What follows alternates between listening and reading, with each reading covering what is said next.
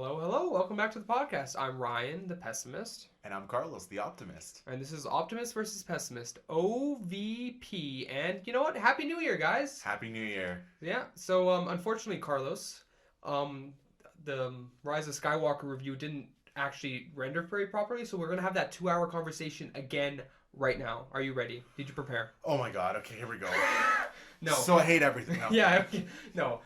So today we're just going to talk about the upcoming movies that are coming out this year. The ones we want to talk about. Yeah, I had to sit through like 19 trailers. There's a lot of movies. There was a lot of movies to talk about. So let's just get right into it. Let's talk about first thing you want to talk about is a movie called Doolittle. What is this? What is this? This is the third remake of Dr. Doolittle, who is a doctor who talks to animals. Okay. I never saw the original. Have you seen the original? It's classic. Actually. Yeah, it's actually good, other than the products of its time. Is it a 60s movie or something? I'm not sure on the actual date. I'd have to look it up. I wouldn't want to get it wrong. Are you sure? Oh yeah, I mean that's. I wouldn't want to get it wrong. No, not on this professional podcast. Yes, yeah, on this professional podcast. But really, the one that sticks out to me the most is the Eddie Murphy version, because that's what I grew up with, and I watched it at a time that it meant something to me. So I guess I don't think it's a great movie, but I think that he's a very charismatic personality, and so he's very likable in those kinds of roles. Yes. And I liked the concept of him being able to talk to animals. It's a fun concept. I think they can do that now a lot better because you have these movies like Lion King coming out now, so you can actually do the animation where it works. Right. Because I always felt with because I've only seen the Eddie Murphy Dr. Doolittle. Just the first one, or have you seen both? I think I've only seen the first one. It's really hard because this is all from my childhood. Memory, yes. Yeah. So I think that back then it was if I were to watch it again today it wouldn't work. It would look odd. You know what I mean? Mm-hmm. But I think now that we have the technology where we can actually do talking animals, but then again, this is a bad idea. We shouldn't do this. So, from what our producer told me, this is Robert Downey Jr., by the way. That's why I care about it. Oh, right, yeah. From what our producer told me, she said that he just seems to be doing Stark, anyways, just in this setting. Oh, like Eddard Stark from Game of Thrones? Anthony Stark from the Marvel Comics group. Oh, I've never heard of him. Oh. Interesting. Alias Iron Man. Yeah, the man in the iron mask. I think that would be the only reason for me to see it is because I do he does do that kind of arrogant, wise ass kind of character. I understand why they're going with that character style for Doolittle. It kind of fits, but at the same time, I just want to see him get away from doing it. From Iron Man. Kind of like do something else. Kind of like what Chris Evans did in the Knives Out. I've heard. Yes, because it does feel very different. So he's definitely a talented enough actor that he has more than one trick up his sleeve. I don't know why. I guess he's just being directed this way. Was also something our producer mentioned. Yeah, I would hope not, though. But I wouldn't know. So yeah, Dr. Doolittle. Wasn't the second one in the Eddie Murphy one with his daughter or something? I think so. Oh, had some kind of family lineage going on. Didn't they do something kind of similar with the Zookeeper? Ooh, I think so. You mean the one with Kevin James? Yeah, Kevin James. Oh my god. Did you not see the Zookeeper? I saw trailers and posters for it. Yeah. But you didn't. I think I watched I watched maybe 10 minutes. Oh my god. Of that. I actually watched all of Here Comes the Boom, which isn't. I've actually heard that movie's good though. Relatively, it's like for Kevin James. For a Kevin James centric that's not Hitch. It's not bad. Okay. That's an MMA movie, right? Yeah, pretty much. Yeah, so it's kind of interesting. So I guess. Never Back Down or worse? Never Back Down 2, actually. The Beat Down. Why did we watch those? When did we get so much time in our lives to waste? We had a lot of time to waste. Yeah, we watched Doggy B. We did because of the dog that was mixing tracks on the cover.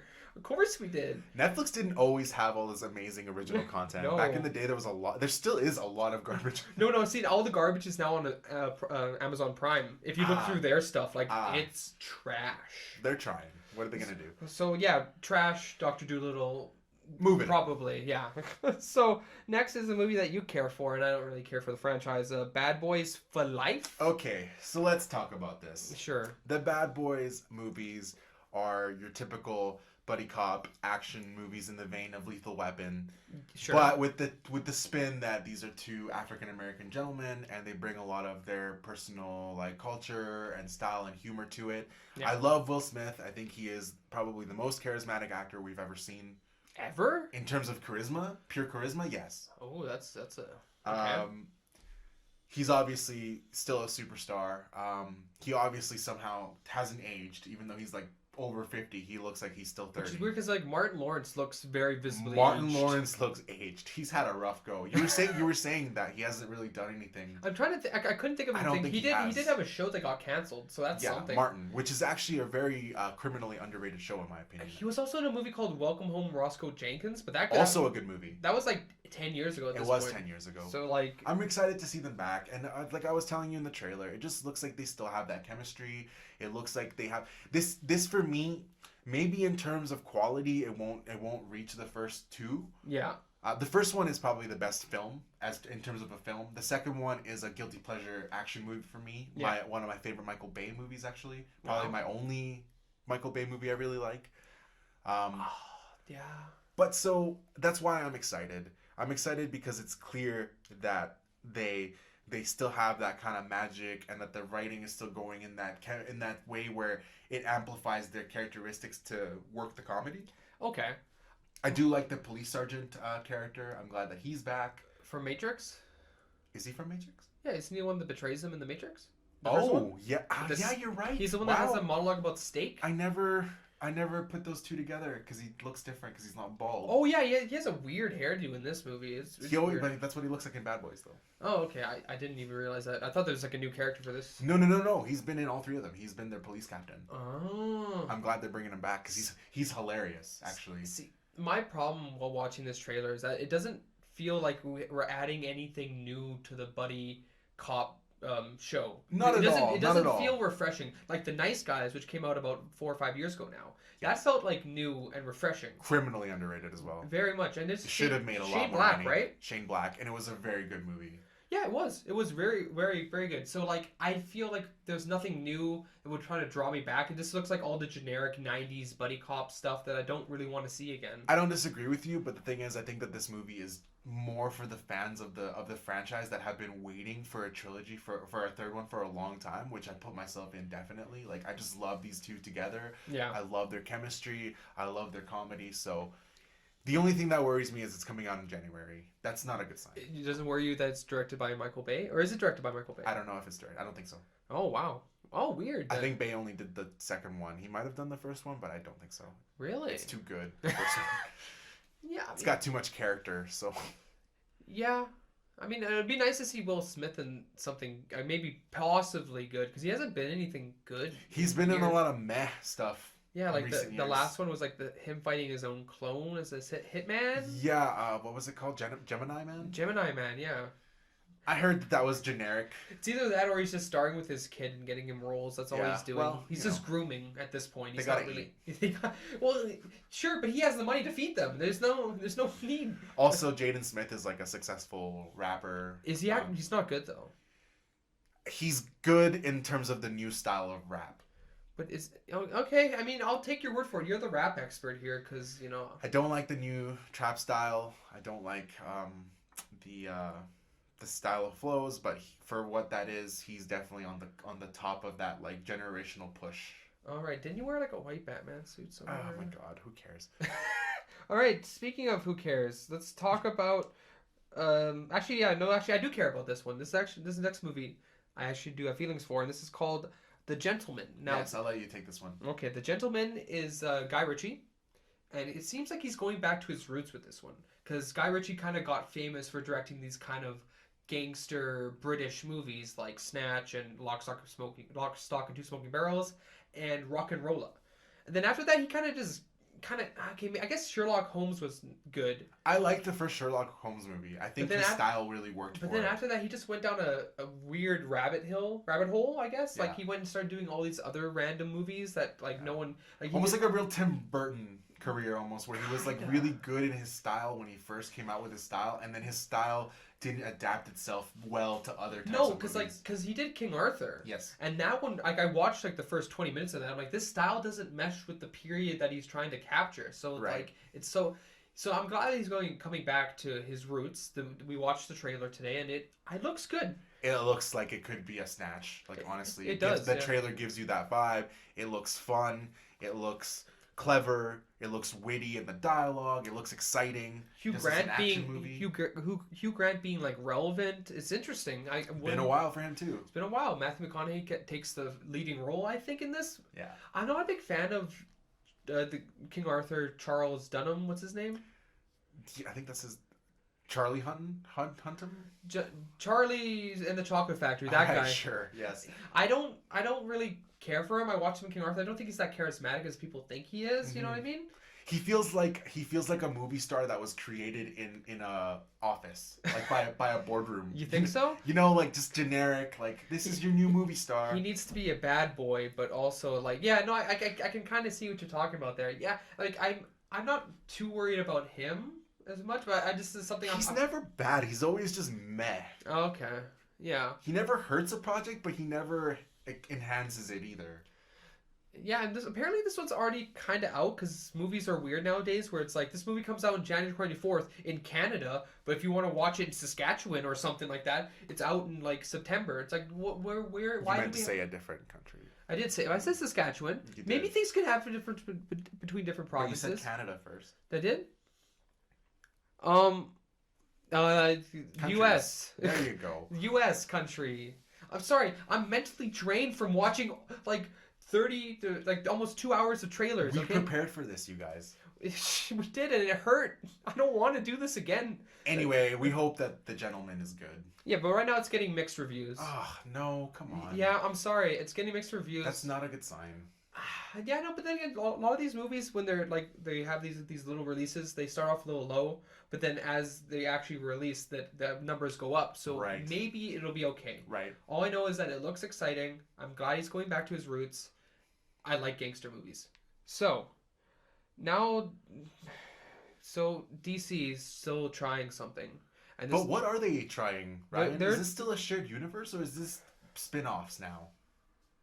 So Harley Quinn was very popular Oh. in Suicide Squad. She was okay. I think she actually did a great job as For what Harley she was Quinn. given, Margot yeah. Robbie, like for Yeah, what- Margot Robbie can do it. She looks like Harley Quinn. She acts like Harley Quinn. I like the voice she went with. It's very, very all Reminiscent of it. Reminiscent I don't of like Harley the Quinn. only thing I don't like the design, which is like a more modern. But take that's the on it, modern take on Harley Quinn, which I don't though. like. I will just say that. So yes, there is. Okay, Birds of Prey, the Fantastic. The emancipation of Harley Quinn. Yeah, but why do they have to have the Fantastic Emancipation? Because it's supposed to be like all a playful? playful, longer title. Because it's like something Harley Quinn would write, and she's a little bit loopy. Right. Okay. So yeah, we watched the trailer for this. I mean, she looks good. She looks good. I mean, I meant like in terms of acting. And No, as but a like character. in terms of everything, as the character, she's selling it. Like Yeah, she's actually. I'm gonna call it right here that she's gonna have to carry the movie for the entire rest of the cast. it honestly looks that way. Because like the other women, like they didn't even get any kind of They're not getting any screen time. So it's like, oh, maybe they're saving them.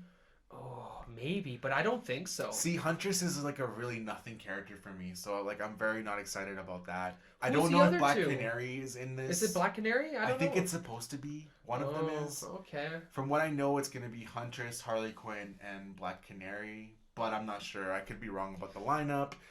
Yeah, no, it doesn't. It feels like they're hiding the Birds of Prey from us, which is not a good sign, I'd say. Well, this is a Harley Quinn movie. Let's just say. Which is weird though. Then why call Birds of Prey? Why? Because you're trying to take from that market. Do people even know what Birds of Prey is? Like the normal demographic? Like, I don't know. I guess Birds of Prey would be like what Iron Man was before the first movie came out, where he was like D-list. Yeah. So like some people, comic book people, know about it. That is true. That is true.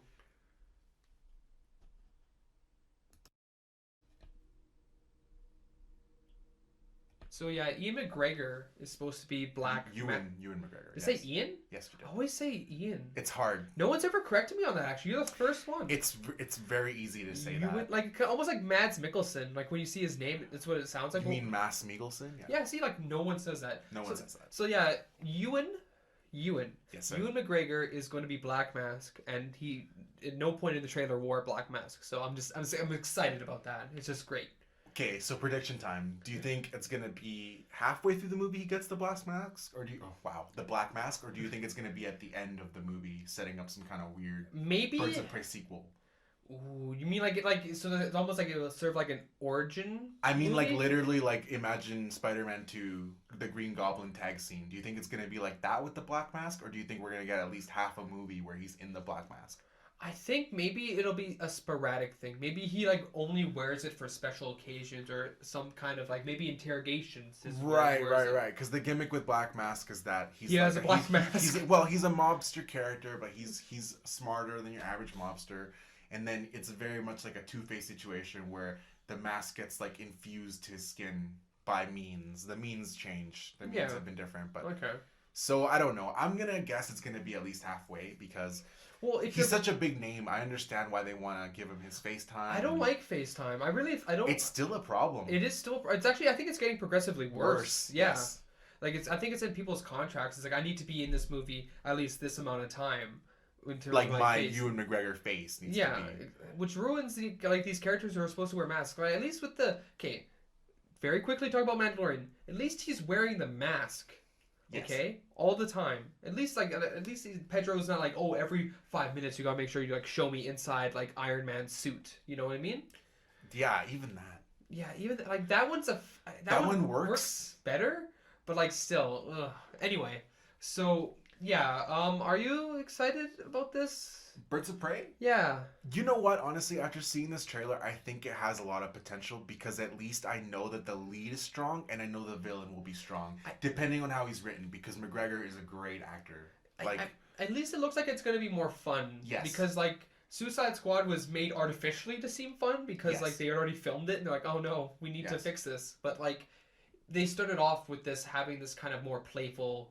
We're gonna have a more playful main character and stuff like that. So I think it has the potential of being fine, but I don't think it's going to be good at all. I'm nervous about those other ladies. I don't even know who they are. The trailer did not care about them, and it's Bird of Prey. It really didn't. I think one thing though that I will say is this movie actually looks like it's marketing the movie that it's gonna be, unlike Suicide Squad. We're not gonna get some weird like switcheroo, like something different. What we're getting is what we're seeing. I appreciate that. And also, even though it's weird with DC and Warner Brothers, their plan is really unclear. I don't know if these are still connected to what universe or what's going on, but it just seems like they decided, okay, we're just going to get rid of what doesn't work and keep going with what works. How mad do you think Jared Leto is? That he's I feel so bad for him. He actually got shafted. He did, but I didn't like his Joker anyway, so maybe you didn't get to see his Joker. I did. I got to see it. I got to see him put his hand in front of his face and he had a smile on there. What a great idea. Tattoos, I love it. You know, I really liked the tattoos except for the damaged one. That's the only one that went too far. I don't know. I didn't really care for it at all. I really didn't. Yeah, I know it's a more modern take on the Joker, but I don't care for it. Fair enough. So, on the list now is the reason that a lot of animators lost their jobs. Sonic the Hedgehog. Because, everyone complained that Sonic did not look right, so they had to go He and really fix it. didn't look right though. The fandom was totally right. They were to complain right, about that. but I mean, for me, it's like, who cares? Because this is like the Smurfs 2 level of quality I'm expecting from this movie. So it's like, oh no, he looks great, but the movie still sucks around him, so it doesn't matter. This is such a problem because Sonic is such a big character to so many people. Like, I'm such a fan of Sonic the Hedgehog, but even the games themselves haven't been consistent at all. They're more bad than good. Okay, wait. Let me just say something controversial here. I don't like Sonic. I don't think any of his games are fun. I just said it. None of the games? No. To me, it's like... Have you played the classic Genesis games? But to me, it's like watching a cutscene. If watching the cutscene is your favorite part of the game, that's wrong. Because basically... Elaborate. Well, what I'm saying is that, like, you're going so quick that you're not actually controlling everything. Everything's already set up for you. So you're just watching all these things happen, and you don't actually have the control. Like, those really awesome moments of Sonic when you're going really quickly and you're doing all that? That's all staged. You're not doing any of that. All you're doing is pressing up. Yes, I see your point. So that's what I'm saying. It's like I'm watching something cool. So it's like, whose favorite part of the game is the cutscenes? And if that is it, you're not playing. Metal Gear Solid fans. Actually, Hideo Kojima fans in general. Oh, there's gameplay? No, I just want to get to the next cutscene that's 30 to 40 minutes. So sorry, sidetrack there. So back to the Sonic movie. So I don't like any of it. It does remind me of like those Smurf movies, those Chipmunk movies where you like have like a dopey main character and then like the animated guy that they become friends and then Right. and I don't like that we have the human element. This movie really feels, honestly, it's funny because Sonic is a 90s thing. yeah, This movie feels like it was made in the 90s and it's using the 90s tropes. Like, kinda, yeah. because, we have to have the human element, I guess. But Jim Carrey as Robotnik. Okay, so Robotnik is actually like a real character. Like, he's got like Depth. depth and backstory and he's got a personality. And this is just Jim Carrey doing the mask, doing the same thing he did with the Riddler. Which is what everyone wanted after 10 years of him not being in very many things. And again, I just feel like that's such a boardroom decision. You know that that's the studio being like, oh, we got Jim back. We're just gonna make him do his shtick. Make him do his shtick. That's what people like. I think okay. Here's something positive. They do nail Sonic's speed very well. It looks really good. It does look very good. I enjoy like the baseball scene is really cute where he's playing every person. And they did steal the Days of Future Past intro to Quicksilver where he's playing ping pong by himself and even he's like in a basement with collectibles. Do you mean any speedster movie ever? Yeah, I guess there's not much you can do with speedsters. I like that he was reading The Flash. That's cute. That was cute. Yeah, I wonder if he'll make any references. And then the other thing I really like about this movie is I like the guy doing the voice of Sonic because it's Ben Schwartz. It's he played John Ralphio on Parks and Rec. He's just a comedian that I have a very special place for. Well, yeah, Sonic's voice seems to work. It seems to work. Okay, but here's my question. Yes. Why aren't we just making Sonic animated movies? Okay, so you actually mentioned this, and I think that's really where it lands. It's got to be a money thing. But I'm not saying like make the whole movie be live action. I'm saying like make it literally animated movie. I don't know why. Is It feels like there's like a taboo with doing animated movies with this kind of stuff. I don't know why they always try for the live action. I've never understood that. No, because like if it's like because yeah, we've had that with the Smurfs. The Smurfs Yes. work in the Smurf world, I guess. I didn't grow up with the Smurfs. But yeah, why not just make these animated movies? Is it that Disney has such a patent on it that like you couldn't do it if you wanted to? I don't think it's anything like that. I just think that they make the mistake, and they've been making this mistake since the 80s or even before that these mythical characters have to be brought into a modern world. That almost has never worked. I wouldn't mind having this kind of a resurgence in animated movies because like we only get like 3 or 4 a year maybe, and like all of them, if not most of them, are Disney ones. Yes, or Pixar, which is Disney. Yeah, or you get like a Wes Anderson indie That nobody sees, yeah. Whatever he's doing over there. So like I would like to see a resurgent, and I think Sonic, especially because of the animation, you could nail that without having to spend like $60 million. Honestly, it would be amazing because that Sonic world works so well in an animated setting. Like, yeah, you don't have to make it like you don't have to make everything live action 3D. You can go back to like maybe even do like an old school 80s reference for Sonic. It would be cool. For like the animation style. You could do something like that, but everyone is hung up on having real life actors or whatever. And so I'm really hoping that when they eventually make another Mario movie, I really hope they go animated. They have to. They shouldn't do it at all. Leave Not Mario even alone. Not animated? You wouldn't want to see the Mushroom Kingdom actually animated and in proper universe looking like Mario story? You know what? I've never really thought about it. My gut reaction is no, because most video game movies, if not all of them, actually are bad. I don't understand why that is. Like, this is a really weird tangent, but like I don't know why they can't get it right because it's no different than book adaptations, or at least it shouldn't be. Well, I guess the problem is that you have all these grand sections where it's all gameplay, where like you're making all the decisions and stuff like that. So I can see kind of the problem, but then you don't need to like you can just take the main story of those and then just do that. Right. Like I think you can make a really good live action Legend of Zelda. I would movie. love that. But I think they never will. Yeah, I know they never will. But I'm saying that you can do that. You that just could have be to like the next Lord of the Rings, actually. Yeah, you could take the base elements like the Triforce, Ganondorf is the bad guy, dungeons. You can take all these things and put them in together. Also, could you imagine like how cool it would be to have a movie series led by a silent protagonist? That would be very interesting and very different. Very different. Very different take that could be done because I think we've had this. It definitely could be done. I think people are afraid of it because it's hard, and it would be hard. I don't envy anyone that has to actually make that happen. Maybe, but it's doable. Maybe one of these podcasts I will discuss my Legend of Zelda idea movie that I have. Let us know if you were interested in that actually, because I would be fascinated to hear that. To be honest with you, I would be fascinated to do a different series where we like spitball like movie ideas. Because like we can do Shadow of the Colossus as well. Because I also have a couple ideas for that one as we're well. We're cooking, but we got to come back to the list. Do we have to? Because I don't want to talk about Sonic anymore. Oh my God, no! We just skip to the next one. Oh, okay. So next one is actually, it was very weird to hear that they were making a TV show. Making a movie about this. Because it's a very popular TV show. The show is called Impractical Jokers. Now, yes. The premise of Impractical Jokers is it doesn't really lend to a movie. It's basically these four guys who kind of do public things where the whole goal is to embarrass the other person. Right. So basically the idea is like the three guys are in the back and the one guy who's interacting with the public, he has like a thing, like a earphone in his ear. Mm-hmm. Earphone in his ear. He has something in his ear and they're telling him what to say and do. Right. Now, if he chooses not to, he loses. He gets like a thumbs down, and then whoever gets the most thumbs down in the episode is the biggest loser, and he has to do a humiliation. Kenny versus Benny style. Kind of, yeah, exactly. And the whole kind of premise is like you can't say no. I love that. Like because I don't know if you saw in the trailer, there's a tattoo of Jaden Smith on his thigh. That was a humiliation.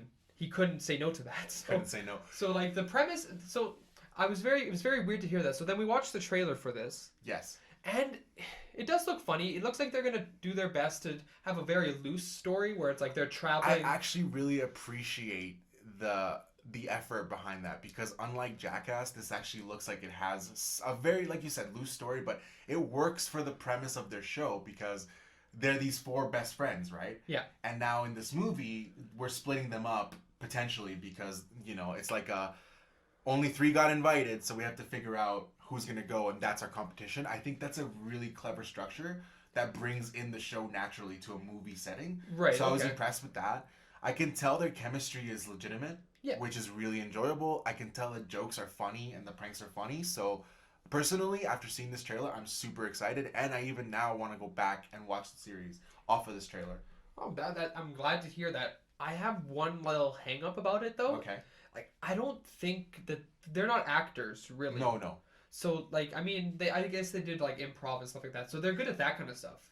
But like in terms of acting, I'm a little bit nervous that like the story elements are not going to work as well because it's going to be very obvious that they're not real actors. Yeah, but I think that'll be really interesting to see what style they go with filming the movie. Is it going to be like a mockumentary style of movie, or is it going to try to actually be a movie and make these characters in a world? It's interesting because I think like the movie is going to be one of the only times. There's probably other instances where the story matters less than the actual antics. Because again, like the story is just the rough framing for the antics to happen. So it's very interesting to kind of see that and kind of be all right with that. I think it's a very good evolution of the Jackass formula, though. Yeah, because it's the same. It was the same way back then. You saw it for the personalities and their antics and the stunts. This seems like they're actually trying to put some weight behind it. Also, going back to Jackass, didn't they do something kind of similar with like Grandpa or something like that? I love Bad Grandpa. Grandpa, it's my favorite Jackass movie, to be honest with you. Yeah, so like, I'm confusing this now with the Zac Efron Robert De Niro movie. Is that also called Bad Grandpa? I can't remember if it's called Bad Grandpa or not. Yeah, so like I know the Jackass one. The Jackass one, okay. The Jackass one, that one also has like this idea of having a loose framing and it's still like doing public stuff, right? Yeah. So maybe that is a good evolution to try to get some of these TV shows that wouldn't make sense movie wise into the movie realm. We also got something, I think actually something very similar to this with Zach Galifianakis' show that he has, Between Two Ferns. Oh, I don't know about this. Oh, you never heard of this? So he has this weird interview. I want to say it's like a online show. Okay, weird. Where he does awkward reviews, like awkward interviews with like celebrities. I could see that. He could be really good at that. Very awkward. Oh yeah, no, he is very good at that. That's kind of where he shines. His awkward comedy, absolutely. And they just released the movie on Netflix, and basically from what I saw in the trailer, because I'm not the biggest fan, it's him traveling the country doing all these interviews so they can save the show or something like that. So I guess it's also following this kind of loose frame where the material matters more than the actual story. Right. But it'll be interesting to see like what gets fantasized in a way. Like how much are they going to become a movie and how much are they going to stick to the real life of it? Yeah. Interesting balance. I'm very curious about this movie. I can't wait to see it actually. All right. So next is everyone's favorite franchise that never got off its feet, which would be I'm forgetting it now. the monster movie franchise that they wanted. Oh, the Dark Universe. Dark Universe, right. So the idea was after Dracula Untold, I think. Yes, They originally wanted- Dracula Untold. They were going to have all the classic Universal monster movies and bring them all back. And They then- wanted to do like an Avengers with the Universal monsters, which totally could work if you made good movies, but Yeah, you can have that loose frame of like Van Helsing being kind of relevant in all of these ones, or like Van Helsing comes in at the end to take down all these monsters. and then we could make like a Monster Squad yeah, or movie something out of it. Yeah, that would be interesting. But we didn't get interested. We didn't get that. No. So now we're continuing this on, I guess, or is this going to be like the remnants of it? Do you know what's going on with this? Okay, so the Dark Universe has been abandoned, so this is not going to be technically part of the Dark Universe, but it's pretty much the only other movie that survived the production of all of that because it was already in production by the time The Mummy was happening. So, but originally it was supposed to be Johnny Depp. Right. That's yes, out. I remember that. Yeah, He's no. gone. Well, it wouldn't matter. I guess maybe because they didn't have the screen time quota, he couldn't. Right. Is the Invisible Man gonna have that problem where this guy that looks like a Dorian Gray knockoff is gonna want to have his face a lot in this movie? You don't get to do. You're the Invisible Man. No. So, the trailer is actually very horror heavy, and it actually kind of works, except for they kind of show their hand. Like basically, the premise is like, oh, you left your very controlling husband, and you get the abusive almost. It looks like very abusive in terms of mentally and physically. I think. Yes. And she leaves him, and he dies. Supposedly. Supposed suicide. So they say, okay, he left you $5 million, but you have to prove that you're sane, which is kind of a weird kind of. I guess you could just throw anything into your will. Yeah. Well, I mean, he's obviously like messing with her, so it wouldn't matter at that point. Right. So then the idea is that like she keeps. All these weird things start happening, like an invisible man is harassing her, which is obviously what is happening. So what? So that's the premise.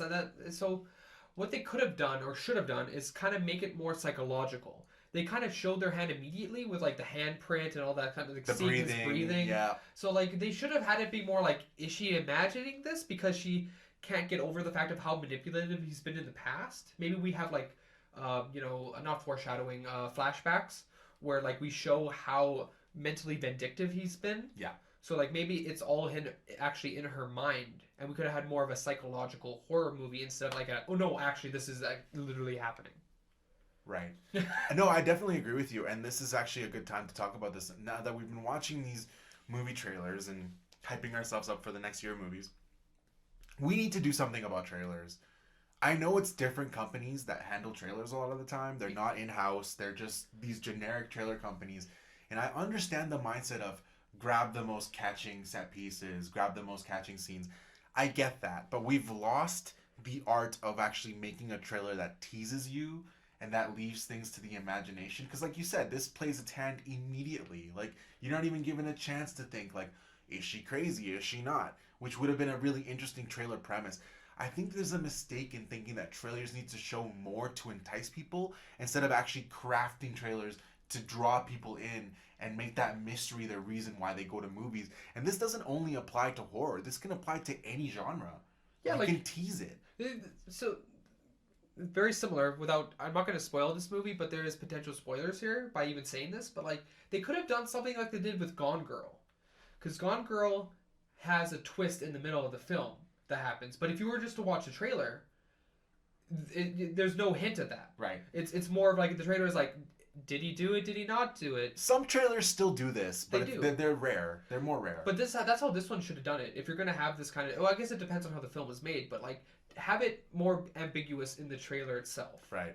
Also, another thing that needs to go away is the weird trailer before the trailer thing. Oh yeah, that was for Bad Boys. That they had a little. They had it for Spider-Man too. They've had it for big tentpole franchise movies. I hate it. Do they think we have such little attention that we're not actually going to watch the trailer? Maybe the generation after us does have that problem. Oh. Maybe that's why they made them like this, but I don't understand. So this movie has potential to be, I guess, it could be good actually. It actually could be good. But again, I think that they should have probably gone a more psychological route. I do like Elizabeth Moss. Mm-hmm. She's good in The Handmaid's Tale. So she's definitely a good female lead to carry your movie if it's going to be this kind of movie. So I'm actually excited for this. It kind of almost feels like Enough, the Jennifer Lopez movie. That's a good point. Where like she's going to have to like go into the darkness, not into darkness inside herself, but like get confident. The strength of herself. Yes. Yeah, and then and have like a badass training scene where she puts on some rings and then puts on some gloves over the rings so that he doesn't know. But actually, maybe good this time though. Oh, Maybe. oh, So yeah, could be good. could be good. Next one is a movie that's probably going to be good. Onward, which is the next Pixar film. Yes, very excited for this. It looks interesting. The premise, like, I like what they're doing. It's basically all the magical elements, but played up as in like it's happening in the real, not like in the real world, but like In their real in the world. present, Yes. kind of like. So I like it, like, because like the trailer starts with like unicorns eating out of garbage cans. So it's like it's a very interesting idea of like this journey happening in the modern day with fantasy elements. You know, Yes. Yeah. they're combining that. They seem to be combining that very well. The mother, who is like the mother of these two kids, are going on the adventures, seems to actually have a bigger role in this than She's an active role, An like active a mother role. would have. exactly. So it's very interesting that they're bringing that in as well. It's cool to see Pixar taking risks again, like, and not making generic movies. This movie looks weird in a good way, where Yeah. I don't feel like it would have been made almost. Like, it's obvious. Like, I guess Pixar is safe because they're Disney, but it's cool that we can still take risks with movies and try to make art too. Maybe calculated risks. I don't think they would ever risk Calculated, it. sure, but like at least this premise isn't a generic premise No, I think Pixar is one of the most consistent in terms of in making terms of doing that. except for Cars 2, and Cars. Man, is Cars 3 good? No, Okay, well then they should good just, for franchise no though. no Cars though. Good for marketing and toys. Did they do planes, or is that like a knockoff of That's the spin-off of Cars, actually. Really? So is Pixar Our involved? boy Dane Cook lives off of the Planes sequels. That's why he gets his money. I think he was like the main plane in the first Planes. He was, yeah. Spin-off. I watched like the first 20 minutes, or no, like the last 20 minutes. Sorry. Right. When you have a Right. niece, you just watch oddball parts of Right. those animated movies. One thing I will say too, it'll be cool to see Chris Pratt and Tom Holland do a movie together because they have good chemistry as Star-Lord and Spider-Man. So maybe they'll carry over, and the comedy looks really natural. Again, Pixar does all Pixar's this. so good at that. Pixar does all this very well. They're able to hit all ages generally. Their stuff. I hope it's good. I actually this one though could be like a 50-50 toss-up almost. It could be, but I'm gonna give it the benefit of the doubt, given Pixar's track record. So onward we Onward. go. Ooh. Oh yes. Yes. A Quiet Place Part 2 is coming out. Now, when I first heard that they were making a sequel, I was like, no, don't do that. The first movie works so well as a standalone. That It really does. I guess you do kind of have that like that potential at the end of the first one for a sequel. It just like it's very unlikely to work is the problem. It's interesting that you should say that though, because you did actually come up with a very good template that they should follow. Oh right, yes. So basically, watching the trailer, which was like 30 seconds, An if actual that, tease. an actual teaser trailer, which is good. I don't want to get too much information. They're walking and whatever. They show everyone grown up, but like watching the trailer, I'm like, okay, this is what we should do for this movie. They should kind of follow the Alien kind of Trajectory. Yes. only for the first two. Then never don't Please even, stop. then don't think about Alien again. So kind of have this transition because now we have a way in Quiet Place. Obviously, spoilers for a Quiet Place here. We now have a way to deal with these creatures. Yeah, we can kill them now. So now we can have more of them all the time, and then like have it be an action movie like Aliens was. And that seems like a natural progression for them to take in A Quiet Place Part 2. Yeah. That means that we probably need more cast members as well. Need more guns. So I'm hoping they're going that way, but again, we don't know. It could be very similar to the first one where it's all horror-based and silence. It's hard to say. I do agree with you. I felt the same way when I found out they were making a sequel. I was against it because it's such a good standalone. Yeah. But one thing that did impress me about the first one is John Krasinski's direction. Like, his directing is very good. It's nothing great yet, but I mean, that was his first movie, so we have room to grow. And it looks like if he keeps going this way, he could eventually become one of like the really, really good standout directors. My problem with this is that it seems like we're going to go for like a Quiet Place franchise at this point. Like we're going to get a third one, maybe even get a prequel. And that makes me a bit nervous because I feel like it'll dilute the brand if we go too much. Especially if he's not directly involved with all of them, because I think he's also the writer as well. Probably, I think this so. is like almost all him. So yeah, we'll see. We'll see. Potential. Hopefully, for sure. hopefully they go more action, or they can enhance the horror maybe. But again, we've already seen that, so hopefully they do something new here. Next is talking about Disney again. So Disney's had this trend for the past, well, I don't know, maybe 10 years, maybe less, of doing animated movies again, but live action. Yeah. And now we've gotten Cinderella, back to. I think, was the first one, 2015. Was it the first one? Oh no, technically they count Alice in Wonderland. Okay. Tim Burton. Okay, so then around 10 years then. So now we've gotten back to Moulin Rouge. No, just Mulan, I think. Just Mulan. Just Mulan. What? Can you tell me, why should this exist? Tell me. Defend this movie. Actually, it's funny. When these Disney live action movies got announced, the one thing everybody agreed on is that the only one that really could benefit from a live action remake is Mulan. Yeah. Because the story of Mulan translates itself very well to a live action setting. All you have to do is cut out the dragon and cockroach and like those kind of things, and then yeah, you Do you think you had to do that? Yeah, I think you don't think there was any way to bring that in a natural way? Here's my problem with the live action movies. If you don't want to do something different, then why do it at all? Yes. So how I would have done the live action movie, which they're not doing because we saw the trailer for it, is I would basically just have it be a war. Have it be a war with a female pretending to be a male who joins the army.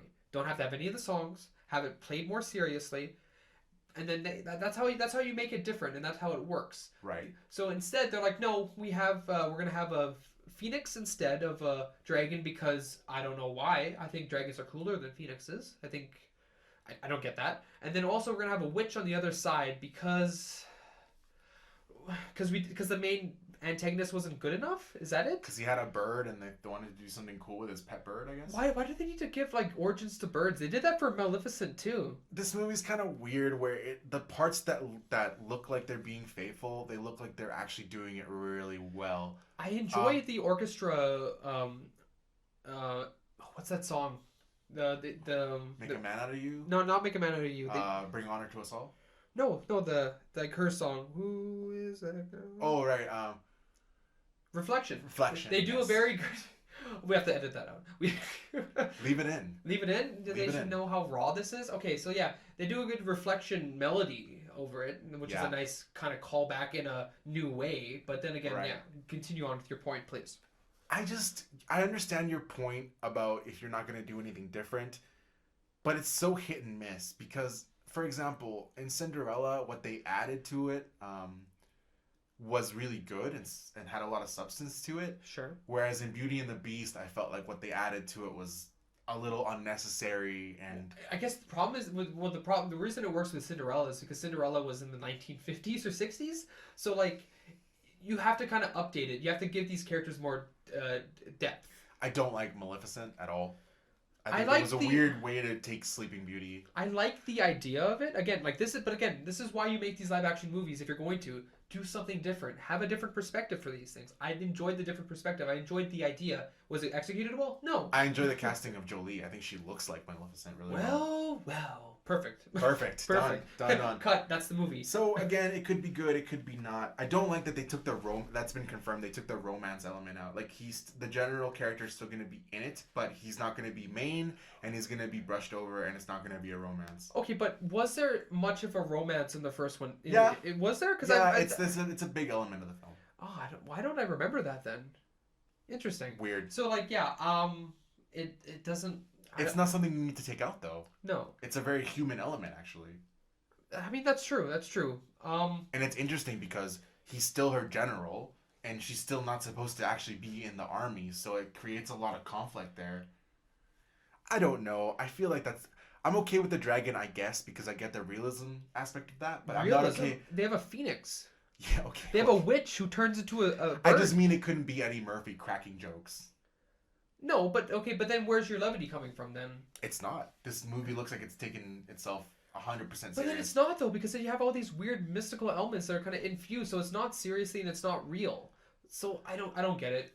Who knows? This is like, as you said, Mulan is probably the best fit for these kind of live action movies in terms of premises. Probably the only one that should have been made. I guess Aladdin you could argue, but I didn't even see it, so didn't even care. So yeah.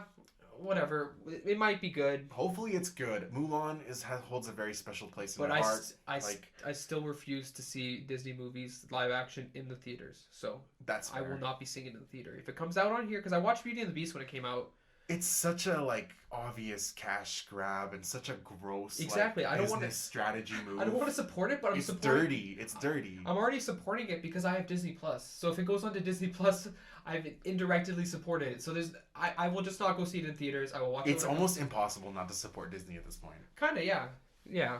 All right, let's move on. Let's not talk about that anymore. Let's talk about something that's not Disney. So Black Widow's coming. Oh, perfect. Okay, so this. Before, when I heard this movie announced, I was just like, it's too late. Scarlett Johansson has been like petitioning for a solo movie for years. I feel like they waited a little too long. You know, I had all these like trepidations. Also, weird place in the timeline. You know, it's between Civil War and Infinity War, which is not where I would have placed it. Where would you place it? Honestly, Yeah, to be honest with you, I think I would place it after Endgame and like, pretend it didn't happen. or do something totally crazy and interesting, Like a different timeline. different Where that timeline, didn't different happen. universe, multiverse stuff. I mean, that's possible. But That's continue. what I would have done with it personally, but I understand in terms of like the integrity of their 10 years, that Yeah. makes sense because she Okay. has to die in Endgame. Cool. Now, this trailer actually really impressed me. Really. I have a bias because I love Scarlett Johansson. I think she was amazing casting for Black Widow. I think that's one thing that Marvel movies have done incredible. From day one, they've had pretty solid casting throughout. I love her physicality in this role. She's always impressed me. And they made it so that even though Hawkeye and Black Widow are like these D-list characters, when you compare them to Iron Man and Captain America and Hulk, Yeah. they've actually made them work inside the Avengers. Like their strategicness, their physicality, they're good agents. Like they're effective, and I Yeah. love that. So all of that stuff looks like it's in this movie. It looks like she's kicking ass. It looks like the fights are just as choreographed as ever. She's obviously locked into the role. She's still just as beautiful, even though it's been like 20 years. Somehow she looks. Can I become can I be a pessimist here now? Yeah, you can. That's Can our I? gimmick. That's can, our gimmick. Oh, really? Oh my God. Okay, good, perfect. Okay, I have two things that I didn't like in this trailer that I saw in this trailer. One which is not as important. I'm a big Taskmaster fan, and his design is horrible. I don't know why they went with that. He kind of looks like beginning of Civil War guy Bones. You know what I'm talking about? The guy who Crossbones. Crossbones. He looks kind of similar to that, which is not a good idea. So I hate that. Two, I kind of wanted this movie to not have much, if any, superhero references. It would have been cool if it was a straight up. If we went back to kind of like Winter Soldier Yes. kind of esque thing, but like no, we have the guy from Stranger Things as like Soviet Union man. I don't So recognize like the hero. Soviet Captain America. That's what it looks like. I have no idea who that is. Yeah, so I would have preferred. Who cares? I would have preferred if we kind of stayed away from that element, have it be more of an espionage. I'm hoping film. that it'll be not as focused on. I don't like that it's here. I wish it was. You just needed her to fight spies, other spy characters, other characters on her level. Like, Yeah. in fact, having her fight another Black Widow, which is also her sister or related, or I don't know. Yeah. Maybe they just call them all sisters if they're. It's like a. Because it's like an inquisitorious thing. And it's like, oh, where's your accent then, Natasha? Well, she's lived a lot of lives. Oh, I guess you're right. Changing driver's licenses changes your accent.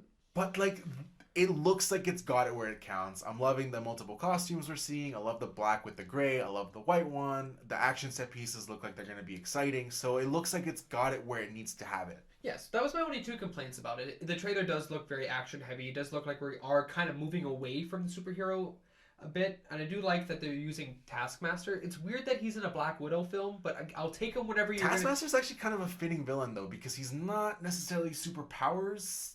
I guess his main thing is a superpower. Well, yeah, he has basically Taskmaster can mimic anything that he's seen, and he remembers it perfectly, and he kind of uses that to remember all the superheroes' fighting style. So he can do stuff like Spider-Man can do, what Captain America can do, and he has like the precision of Hawkeye and stuff like that. Yeah, so it's like an extension of like a photographic memory. It Pretty seems like much. a very human level superpower, almost like Hawkeye, where like his vision is just a lot better than normal people, and that's it. Right. So he does fit in this one. If you and I guess The design though, oh my god, it was not good. they could have just gone with the classic design. We're in this comic book time now. They do have but the thing is, they do have an updated version of his costume, and it looks good in the comics. They should have gone with that, but again, they didn't go with that. They went with this new, whatever. I kind hope of he's thing. at least good. I hope he's the taskmaster that he should be, where it's cool, and I hope they give him the depth of like he has to forget something to remember I something. enjoy that he kind of forgets personal memories and stuff like that. He has to specifically personal memories, right? Exactly, yeah. Yeah. So he forgets stuff about himself in order to have all these other fighting techniques remembered. So yeah, Black Widow. I'm Has a excited. chance. I'm actually excited for. So hopefully it's good. Moving on along. I guess. Oh yeah, DC again. Wonder Woman 1984. Okay. Another weird sequel, I'd say. Because it was the only one of the only successful Yeah. DC movies. Yeah. It looks like they're still trying to put in the effort. I Yeah. hope this movie has a better third act. That's all I can say. Oh, She's yeah. a great Wonder Woman. She's amazing casting. She's really Wonder Woman looks grown great. she's grown into the role, really. Yeah, and it looks like they're doing cool things with Wonder Woman. Yeah. I liked the lasso thing in the trailer. That was cool. I'm glad it's getting a lot of play. She seems to be like using it as leverage to like flip herself up from things. Like that's cool. Kind of like Thor's hammer, like she's using. Like, Yeah. Or like no, kind of like Spidey's web. Kind of like Spidey's web, but it looks dynamic. Yeah. I don't like the call of bringing Chris Pine back, Steve Trevor, her love interest. They might do something interesting with that. I hope they do. I hope it's not another Emperor situation or like what we had in Kingsman 2. I wasn't very satisfied with how they explained Colin Firth coming back. Yeah. It's always risky to, especially when the death in the first movie was such a powerful emotional point for that movie. Like it actually gave it weight. Yeah. So almost like you should have left well enough alone. I'm very interested that Kristen Wiig is playing Cheetah. I don't know if you knew that even because the trailer doesn't. No, the trailer. No, I knew that. So Cheetah is like Wonder Woman's like main antagonist. It's like her Green Goblin, pretty much. Which is weird because you have like Ares, the god of war, but no, this Cheetah lady, she's the main one for some reason. But actually, like in the comics, they actually made it work really well. She's Okay. a very compelling character, and her powers are like based in like mysticism and like it might be like Egyptian based.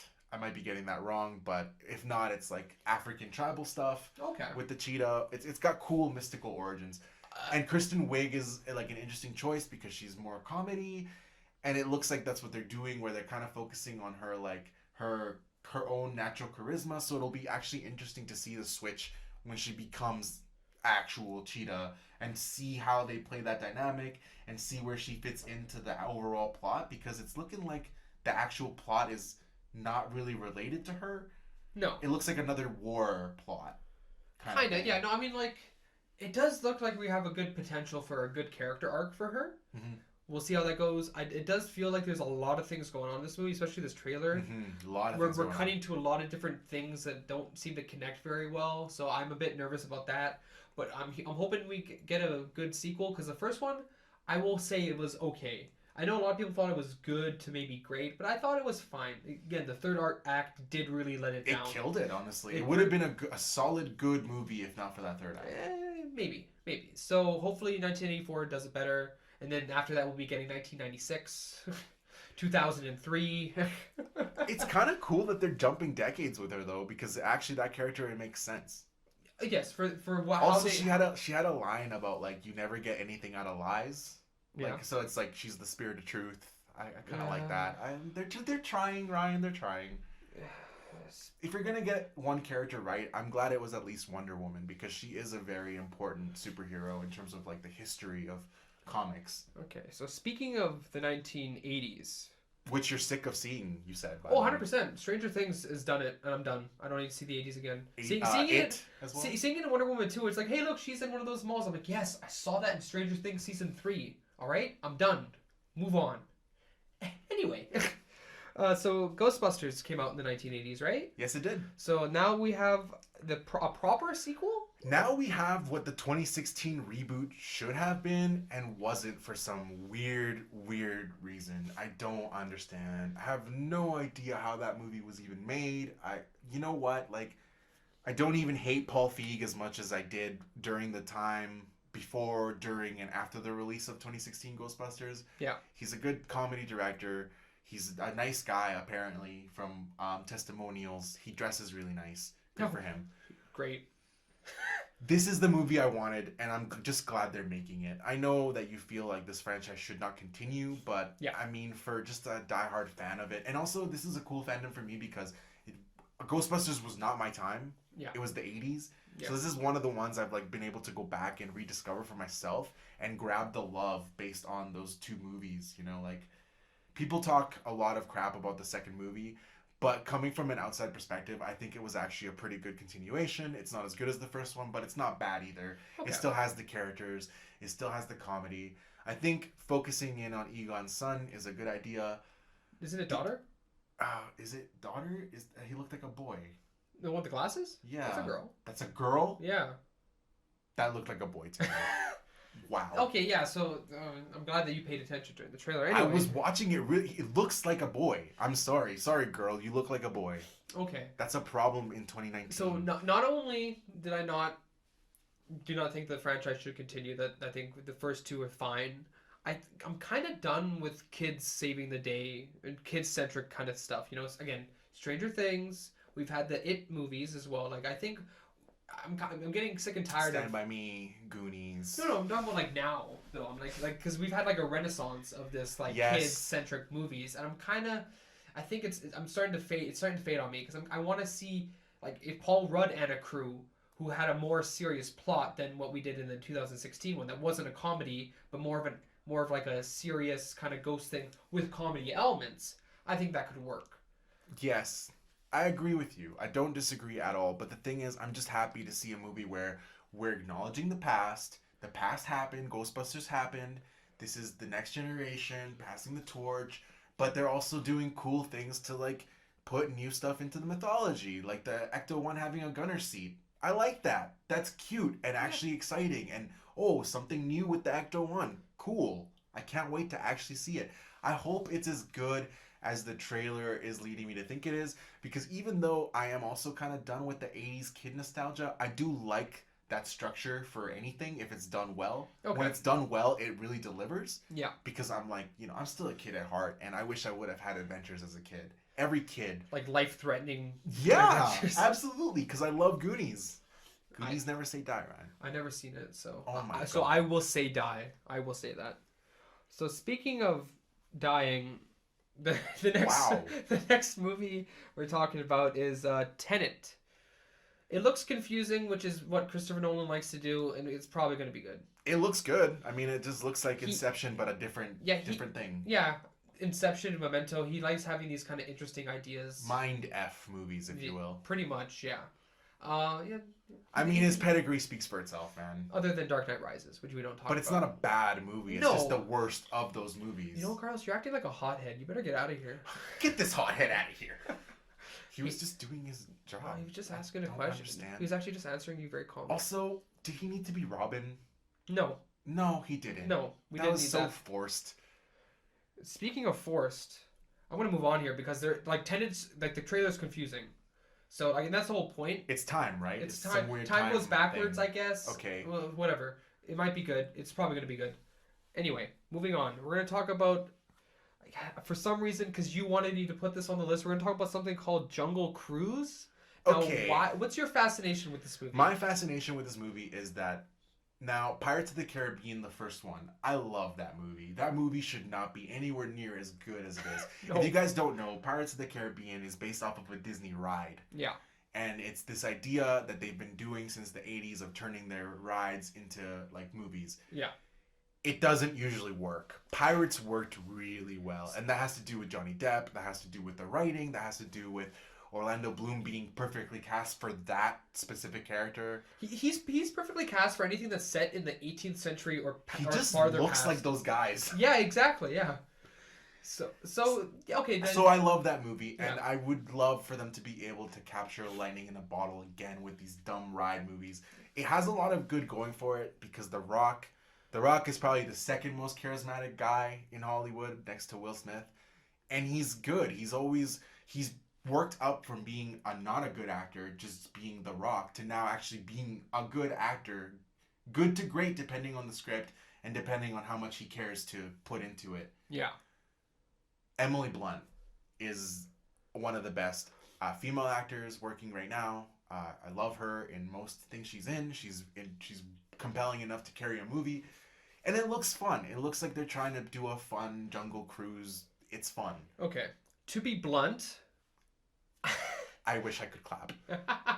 To be blunt, I'm not probably gonna watch it, and if I do, it's probably gonna be like on the same level as Jumanji of like, this is fine, this hits all the right notes that'll attract the most people. I get it, so it's not gonna be that. I don't think it's gonna be the next franchise, to be honest with you. No, it's really not. There's not gonna be Jungle Cruise 2, Safari or something like that or whatever. So Jungle Cruise 2, Journey to the Center of the Earth. 3. Yeah, you combine both franchises. Get Mr. Mummy in there. All right, so let's just move on. There's so many movies. Okay, so now we'll talk about again. This is another one that you've seen the franchise. I have only seen the first one. So this is Bill and Ted Face the Music. Oh my goodness. I'm so worried for this movie. As you I should love Bill and Ted. Bill and Ted is probably one of my all-time favorite movies, the first one. Yeah. And even though I don't like Bogus Journey, it's the same thing where like they still have that magic. Even though I don't like the story of the sequel, Keanu Reeves and Alex Winter, they still have that chemistry, that best friends so naturally, and it feels so good, and their comedy, just like Martin Lawrence and Will Smith, still works. But this is the dreaded sequel to a famous comedy 20 years after the fact. Dumb and Dumber 2 as an example. As the biggest example. Zoolander 2 also. Ooh, don't even Great example of this. It's always too late. And it's always like, even if the main actor is still got that magic, it doesn't balance it out to be a good movie. Yeah. So, fingers crossed? I really want it to be good. Also, poor Alex Winter. He's been in nothing. Even worse than Martin Lawrence. He's been calling He's Keanu, literally he's just been Bill calling and Ted. Keanu Reeves every day. Please. It's like you want to... I need to eat. Please. Have you seen me? Look at you. You look like you're still young. I'm old. You look breathtaking. Which is a reference because of that game thing. Anyway. So I hope. Also, it'll be really sad not to have George Carlin because he's part of the magic of the first Bill and Ted. George Carlin. Yes. Was he in the second one? Yes. Oh, really? He does make a kind of cameo appearance. Maybe they'll pay their respects. I really hope they do because that character is amazing and George Carlin was perfect for it. And if it wasn't for him, it wouldn't be the classic comedy that it is. Honestly. Okay. Yeah, the first one's fine. I thought it was cute. Whatever. Fair enough. It's gonna be weird to see Keanu Reeves back into that role because now I know him as John Wick. Yeah, he's John Wick to me. It'll be cool though Neo, if he can actually get back to that like surfer, like dumb, like, hey dudes, like what's up, brah? Oh, great I don't know. No. Was that good? No, it wasn't. Okay. Anyway, so yeah, we'll see. So now, Kingsman. The Kingsman. Sorry, I said Kingsman. Sorry. This was funny because we were both like, ugh, who cares at first? Yeah, we were pretty exhausted because this is a prequel now. Yeah.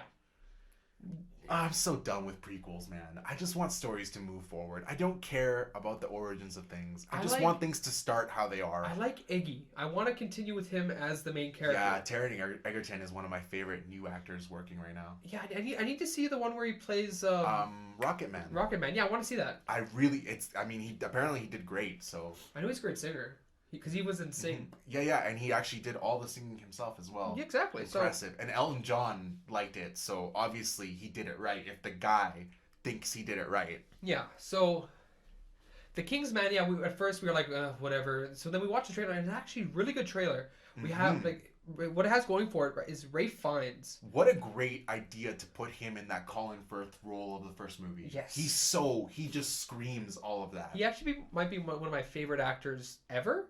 He's so good. I really like him. So like we have that. We have it set during World War One, which is a great setting. Actually, I actually really enjoy this setting. That's something I did like about Wonder Woman because it was set during World War One as well. Yeah. I do like that setting. We need more World War One movies. Yeah, and I like the bare bones of the how the Kingsmen start. And I think they actually do it all justice. It does fit very well. It's nice to see that Matthew Vaughn's back. Yeah, and he's got his style all over it. And Rasputin.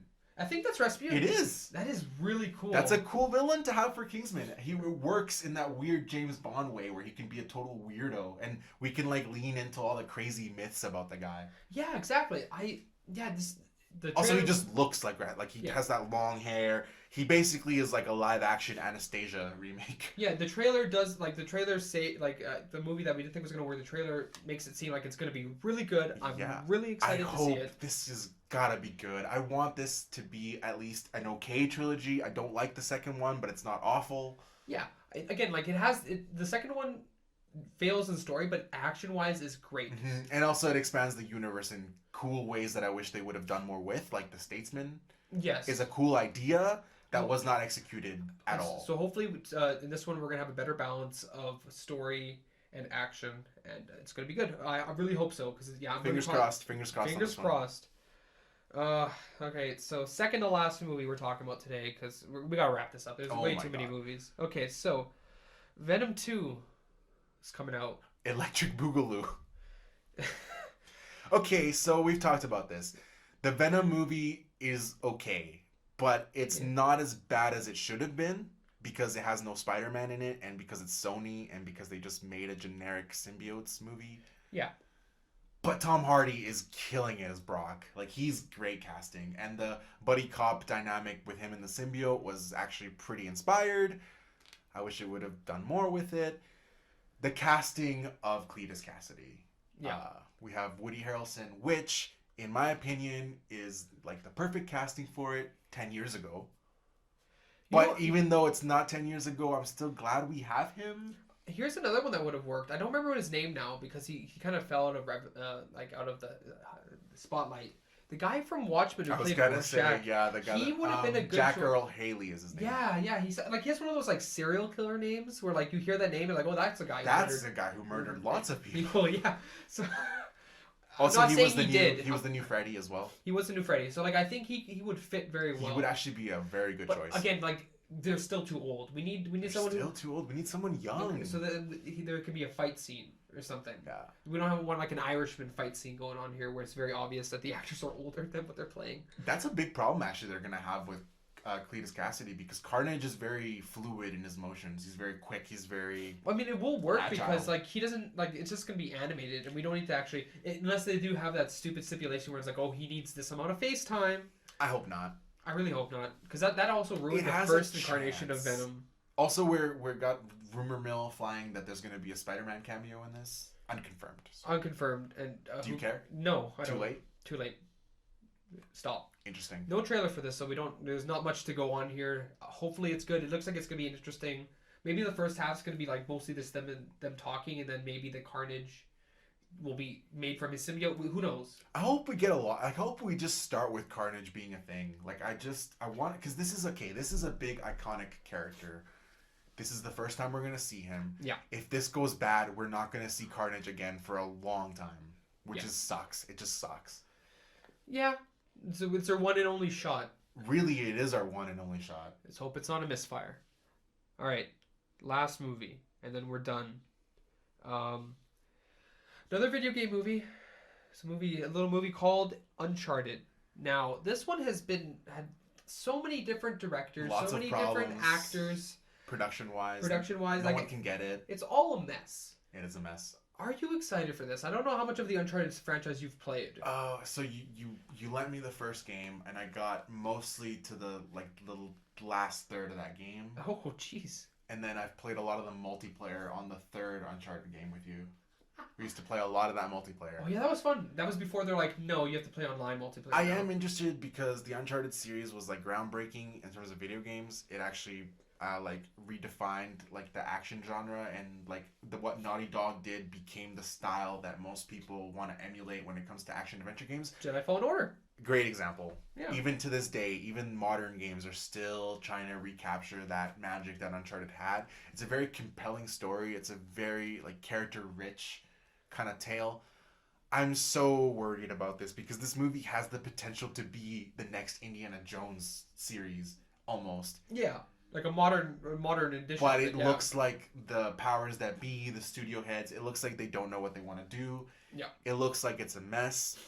I don't like Tom Holland as Nathan Drake. No. He doesn't look like Nathan Drake. He doesn't feel like Nathan Drake. But this will be a test of his acting chops. If he can make me think that he's Nathan Drake, I'll be very impressed. Yeah, and then he doesn't have a chance though. And then again, I also don't like Mark Wahlberg as well as Sully. You seem to think it works. I think because I think it works in that really boardroom corporate studio way. Like, Right. who should we get as Sully? Wahlberg. Got it. I think Brian Cox. I think he would have actually been a good Nathan Drake, actually. I think that he was the initial plan for Nathan He Drake, was. but then like they waited 10 Weird. years. So Wait, 10 years too long. I think Brian Cox is actually would be a great Sully, but in terms of like the You don't think Nathan he'd be too old now? Brian Cox? Yes. Well, the whole point is that he's old. I guess so, right? So like he doesn't have to actually be on the adventure. Like he has to be like come in there last minute to save the day, smoking a Sully's cigar. kind of... Kind of, but like He still shoots. he still shoots, but he's not as involved as Nathan Drake. He's not as physical. And Yes. in terms of Nathan Drake, it's sad because like we just had I don't know like I don't know if this was last year or something like that. We had Nathan Fillion doing an Uncharted fan movie, and I really enjoyed that. He would be perfect. And like I don't mind if we went for an old Nathan Drake. I wouldn't mind that either. If it But was then again- actually an actor that can pull off that role, it would be actually a good take on. And in fact, it could play off of the video games because the way that it ends, we could jump to older Drake. Yeah. Actually, that's really inspired. I wish we could make these movies. I agree. But like yeah, I think he would work very well because it almost seems like Nathan Drake was based off of like his character after Nathan Fillion's character. Really Mal. though, Malcolm, it almost was. Yeah, so like Tom Holland. I'm hoping for you, but he doesn't seem to have the same charisma as like a Bruce Campbell. And he doesn't have or the right Nathan body Fillion. type, and he's not old enough. No, I'm against it from all these angles. I don't think he's a bad actor. I think he's a great actor. He's just not the right casting for this. Well, we don't know if he's a great actor yet. He might just be good at Spider-Man. We'll have I've to heard see he's good in his other movies. that we haven't seen. I Obviously, have not seen them. Sorry, Tommy. Sorry. All right. Well, that's gonna wrap it up here. That's pretty much the year. The movies, there's obviously a lot more, but we don't care about. We those don't care ones. about them. Or we're gonna be surprised by them when they come out. So, just in terms of wrap up, Ryan, I will ask you: out of these movies we've talked about, what are you anticipating the most? What do you actually care about? What do I care about? Yes, sir. I care about Gentlemen, and I care about Kingsman, and those are the two that I care about the most. Tenet, I don't know. Like I didn't love. You didn't like Dunkirk Dunkirk as much, no. So like it might be interesting, might be, but I don't know. That one is a potential third Yes. candidate, but Yes. like in terms of like, I'm not that excited for it Mhm. because I think everyone's kind of going overboard with Christopher Nolan. Everyone always goes crazy about Christopher Nolan. Like he's the best director currently. I don't think so, but Top 5. maybe. Top I, five? I don't know. Ooh, That's tough. That's hard. tough. There's a lot of great directors that you have to compete with. So like those are the two I'm most looking forward to. What about you? Weirdly enough, the ones obviously Bad Boys because guilty pleasure. Yeah. Obviously Guy Ritchie because I really hope we get another Snatch. It looks so good. Yeah. And then weirdly enough, I'm gonna go the Kingsman. That trailer Yeah. really impressed me, man. It really did. It was I've probably never the had best a trailer change my mind so quickly and from such an extreme. Like I was like, really, who cares? I was so done with because I really didn't like Kingsman 2. I don't think it's an awful movie. I just don't like the choices they made. Yeah. But it looks really good. Yeah. And I hope it's good. I hope it recaptures the magic of the first movie. And it has the chance to do that just because we're going back to that one agent, one teacher structure. Yeah, Rule of Two, some might call Rule of 2. Wow. it. I had Cool. to bring Star Wars in because it seems to be a Star Wars podcast we do. I mean, it's just everything's happening with Star Wars right now. All right, so that's the year in review from us. Yeah, looking forward to how we actually end up liking these movies. I'm sure we'll have an episode dedicated to at least most of these, if not all of them. Yeah, so look at that when that comes out. Yeah, so just let us know, guys. Let us know what movies you're really anticipating. Let us know out of these movies, what excites you the most? What trailers have you liked the most? I'm really curious as to see how people are feeling about 2020 in film. Yeah. All right, so that's good. I think that's going to be it for the podcast. As always, you can follow me on Twitter at Notorious2099. On Oh, wait, no, I messed that up, actually. Instagram, Notorious2099. Twitter is The Brown Nerd. And you can follow Ryan at his YouTube channel, Glass Half Empty. You just lost a bunch of followers. That now. we don't have? Yeah. Oh. You've lost nothing. Now somehow. I'm minus. You're minus. We're minus. You owe people followers now. You owe big corporations. Anyway, yeah, all right. Bye.